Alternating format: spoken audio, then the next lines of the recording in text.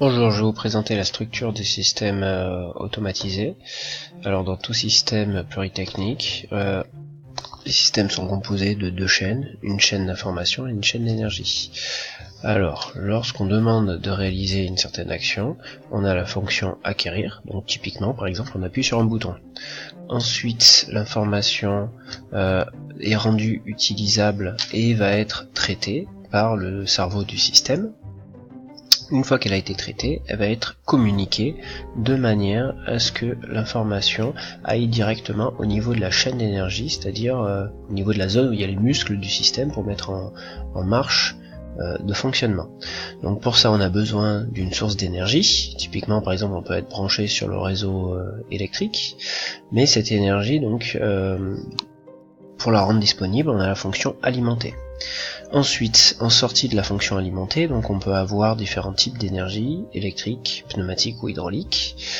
Mais là, l'énergie va être disponible tout le temps et on a besoin de la fonction distribuer.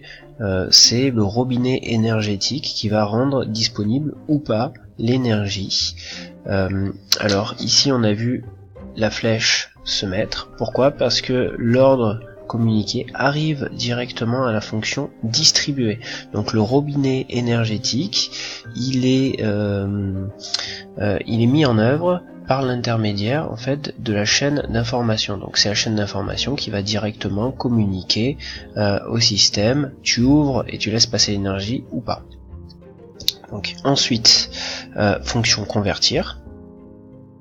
Donc typiquement ce sont les moteurs, les vérins, ce genre de choses. On a de l'énergie mécanique en sortie, et ça, l'énergie mécanique, donc il faut la rendre sous la bonne forme.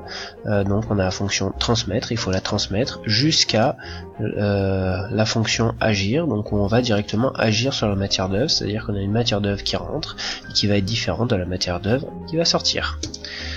Et on a les pertes énergétiques à prendre en compte, bien entendu. D'autre part, on a besoin d'avoir un système intelligent, donc il faut prendre l'information ici pour vérifier que ce que fait le système, ça va dans le sens où on veut. Et donc on revient ici, on boucle au niveau de la fonction acquérir, et on peut agir différemment en fonction de ce qui est réalisé, correspond ou pas à ce qu'on veut. Je vous remercie.